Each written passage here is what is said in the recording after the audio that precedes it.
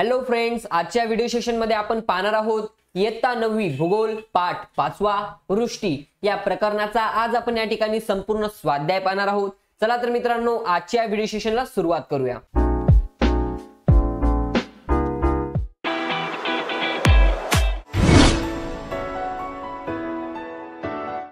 Study with Sandeep sir, अभ्यास तुमचा साथ आमची या आपल्या YouTube चॅनलवर मी आपल्या सर्वांचं स्वागत करतो। मित्रांनो, तुम्ही जर आपल्या ह्या YouTube चॅनलवर नवीन असाल तर आपल्या या YouTube चॅनलला सबस्क्राइब करून सोबतच बाजूच्या बेल आयकॉनला क्लिक करून ऑल नोटिफिकेशन ऑन करा, जेणेकरून आपल्या नवनवीन स्वाध्यायाची नोटिफिकेशन तुम्हाला मिळत जाईल। चला तर मित्रांनो, पाहूया पहिला प्रश्न। पुढील वर्णनावरून वृष्टीची रूपे ओळखा। या ठिकाणी पुढील काही आपल्याला वर्णन दिलेली आहेत, त्यावरून आपल्याला वृष्टीची रूपे ओळखायची आहेत। पाहूया पहिलं वर्णन। हा तुम्ही वापरत असलेल्या पाण्याचा मूळ स्रोत आहे। कधी मुसळधार तर कधी संततधार पडतो। भारतातील बहुतेक शेती याच्यावरच अवलंबून असते। याचं उत्तर आहे मित्रांनो पाऊस। पाण्याचे सूक्ष्म कण वातावरणात तरंगत असल्याचा अनुभव येतो। यामुळे लंडन मध्ये हिवाळ्यात दुपारपर्यंत सूर्यदर्शन होत नाही, अशी स्थिती सहसा सकाळी किंवा सायंकाळनंतर अनुभवास येते। याचं उत्तर आहे मित्रांनो धुके। पुढील वर्णन। विषुववृत्तावर अशी वृष्टी कधीही होत नाही। घन स्वरूपात होणाऱ्या या वृष्टीमुळे शेतातील पिकांचे अतोनात नुकसान होते। याचं उत्तर आहे मित्रांनो गारपीट। पुढील वर्णन आहे। भूपृष्ठावर शुभ्र कापसासारखे थर साचतात। हिवाळ्यात जम्मू काश्मीर मध्ये राजधानीचे ठिकाण बदलावे लागते। महाराष्ट्रात अशी वृष्टी होत नाही। याचं उत्तर आहे हिमवृष्टी।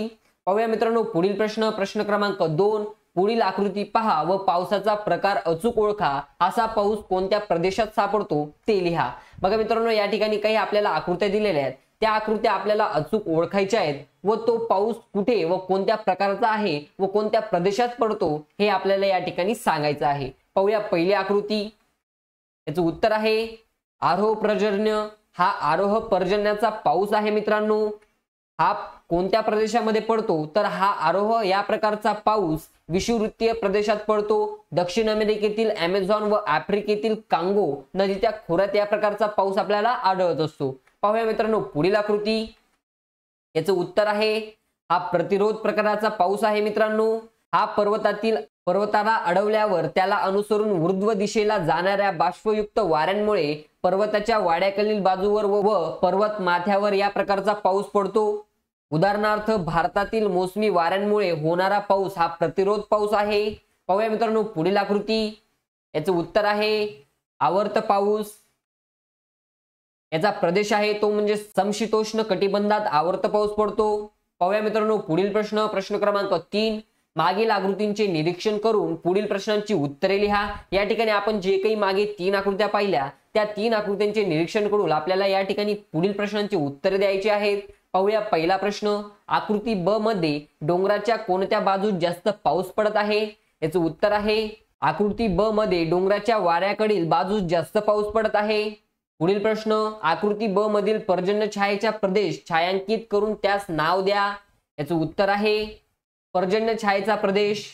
पुढील प्रश्न आहे अ व ब आकृतीतील फरक कोणता आहे हे या ठिकाणी आपल्याला सांगायचं आहे। याचं उत्तर आहे आकृती अ ही आरोह पर्जन्याची असून असा पाऊस विषुववृत्तीय प्रदेशात होतो। आकृती क ही आवर्त पर्जन्याची असून असा पाऊस प्रामुख्याने समशीतोष्ण कटिबंधात होतो। पाहूया मित्रांनो पुढील प्रश्न। वादळी वारे व पूर ही परिस्थिती कोणकोणत्या पावसाशी संबंधित आहे? याचं उत्तर आहे वादळी वारे व पूर ही परिस्थिती आवर्त पावसाशी संबंधित आहे। पुढील प्रश्न मित्रांनो। सिंगापूरला यापैकी कोणत्या प्रकारचा पाऊस पडत असावा? याचं उत्तर आहे सिंगापूर या देशात आरोह या प्रकारचा पाऊस पडत असावा, कारण सिंगापूर हा प्रदेश विषुववृत्तापासून खूप जवळ आहे। पाहूया मित्रांनो पुढील प्रश्न, प्रश्न क्रमांक 4। वेगळा घटक ओळखा। या ठिकाणी पहिला जो काही प्रश्न आहे किंवा पहिले जे काही घटक आहेत ते म्हणजे प्रतिरोध पाऊस, आम्ल पाऊस, आवर्त पाऊस व अभिसरण पाऊस। याच्यातील जो काही वेगळा घटक आहे तो म्हणजे आम्ल पाऊस। पाहूया पुढील घटक। हिमवर्षाव, पाऊस, गारपीट व दवबिंदू। याच्यातील जो काही वेगळा घटक आहे तो म्हणजे दवबिंदू। पुढील घटक तापमापक, पर्जन्यमापक, वात दिशादर्शक, मोजपात्र। याच्यातील जो काही वेगळा घटक आहे तो म्हणजे मोजपात्र। पाहूया पुढील प्रश्न, थोडक्यात उत्तरे लिहा।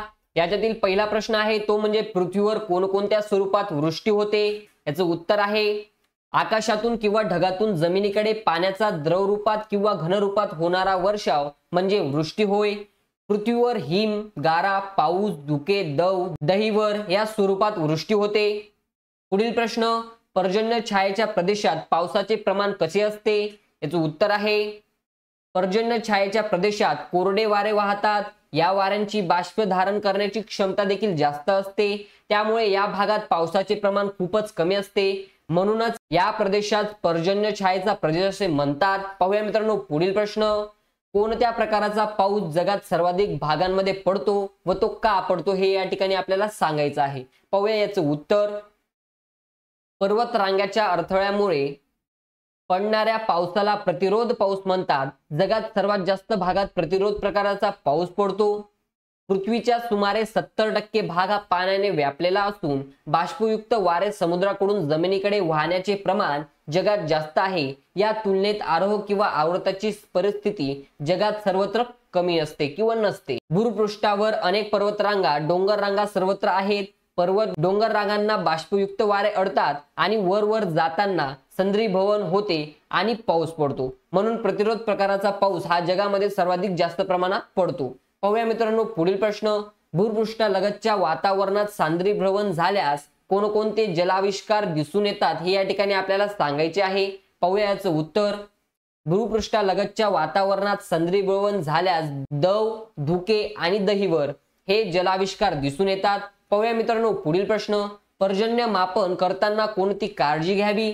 याचं उत्तर आहे पर्जन्य मापन करताना पुढील काळजी घ्यावी ती म्हणजे पर्जन्य मापक हा 30 सेमी चौथऱ्यावर उघड्यावर ठेवलेला पाहिजे। पावसाचे पाणी पर्जन्य मापकात जमा करताना त्यात कोणताही अडथळा येता कामा नये। त्यापुढे प्रदेशातील पावसाचे प्रमाण जास्त असल्यास पर्जन्याची नोंद दर 3 तासांनी घेणे आवश्यक आहे। पाहूया मित्रांनो पुढील प्रश्न, प्रश्न क्रमांक 6, फरक स्पष्ट करा। याच्यातील पहिला प्रश्न तो म्हणजे दव आणि दहिवर, यातील या ठिकाणी आपल्याला फरक स्पष्ट करायचा आहे। पहिला म्हणजे दव आणि दुसरं म्हणजे दहिवर।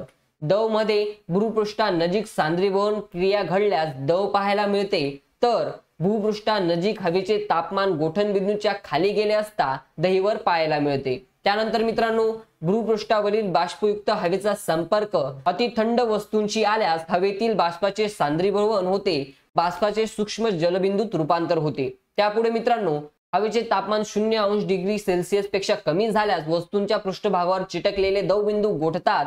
या गोठलेल्या दवबिंदूंना दहिवर असे म्हणतात। पाहूया मित्रांनो पुढे, दव हे प्रामुख्याने सांद्रीभवन या क्रियेमुळे तयार होते, तर दहिवर हे प्रामुख्याने संप्लव या क्रियेमुळे तयार होते। पाहूया मित्रांनो पुढील फरक, हिम आणि गार यांमधील फरक आपल्याला या ठिकाणी स्पष्ट करायचा आहे। पाहूया याचं उत्तर, पहिले हिम नंतर गार। संप्लव क्रियेमुळे हिम बनते, तर हवेच्या ऊर्ध्वगामी प्रवाहामुळे बर्फाचे समकेंद्रित थर साचून गारा बनतात। त्यानंतर मित्रांनो, हवेतील बाष्पाचा अतिथंड हवेशी संपर्क आल्यास हिम बनते, तर अति उष्णता आणि जास्त आर्द्रता यांमुळे ऊर्ध्वगामी प्रवाहातून गारा बनतात। त्यानंतर मित्रांनो, घनरूपी हिमकणांच्या वृष्टीला हिमवृष्टी असे म्हणत असतात, तर समकेंद्री घनभवनामुळे मोठ्या झालेल्या गारा गुरुत्वाकर्षणामुळे जमिनीवर पडतात, त्याला गारपीट असे म्हणतात। त्यानंतर मित्रांनो, हिम हे पांढरे अपारदर्शक व भुसभुशीत असते, तर गारा मात्र टणक व मोठ्या असतात। बघा मित्रांनो, या ठिकाणी जो काही आपला आजचा स्वाध्याय होता तो आपण या ठिकाणी कंप्लीट केलेला आहे। तुम्हाला जर आपला हा व्हिडिओ आवडला असेल तर नक्कीच लाईक, शेअर आणि सबस्क्राईब करा।